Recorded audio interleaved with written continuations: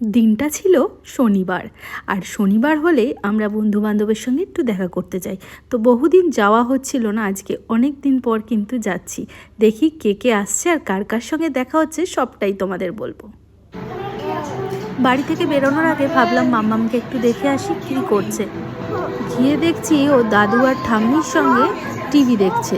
এখন একটু একটু টিভি দেখতে শিখেছে, দেখে কার্টুনটাও আগাগোড়াই দেখে, কিন্তু দেখছি সিরিয়ালও দেখছে।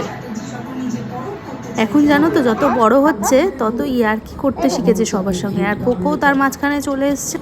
বর বাইরে ছিল, ইতিমধ্যে বর ফোন করে ফেলেছে। আগে প্রায় স্যাটারডে করে আমাদের এই আড্ডাটা হতো, আর আমরা ওই সারা সপ্তাহের যে হেকটিক শিডিউল, তো সেটার থেকে একটা দিন একটু আমরা নিজেরা একটু হাসি ঠাট্টা আনন্দ আর কি করে কাটাতাম। তো দেখতে দেখতে চলে এসেছি আমার বোনের বাড়ি, তো ওখানে আড্ডা হচ্ছে। তো এখানে এখনও সবাই আসেনি, ধীরে ধীরে সবাই আসবে। আর সোহমের পেছনে তো আমাদের সব সময় লাগে।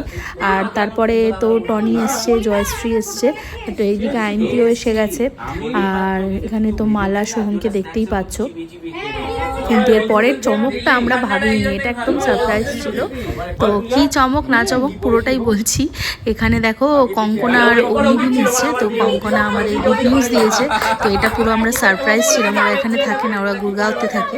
তো আমরা সবাই জানি না, তো ওই খবরটা শুনে আমরা ভীষণ এক্সাইটেড হয়ে পড়েছি সবাই, আর পুরো তো সারপ্রাইজড হয়ে গিয়েছিলাম।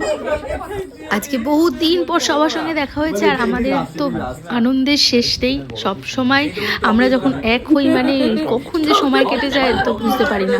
আর দেখতে দেখতে আমার বর বলছে 10টা কিন্তু বাজে, এবার আমাদের উঠতে হবে।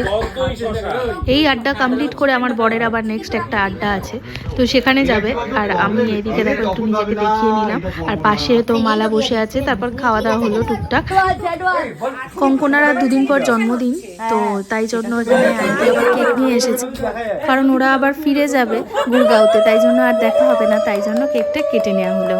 আর সবাই মিলে আমরা ভীষণ ভীষণ আনন্দ করলাম অনেক দিন পর সবাইকে পেয়ে, মানে এত ভালো লাগলো। আর দিনটা এত ভালো কাটবে বুঝতেই পারিনি।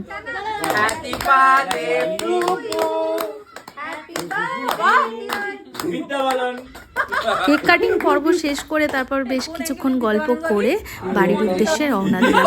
আজকের ব্লগটা তোমাদের কেমন লাগলো অবশ্যই কিন্তু জানিও কমেন্ট করে।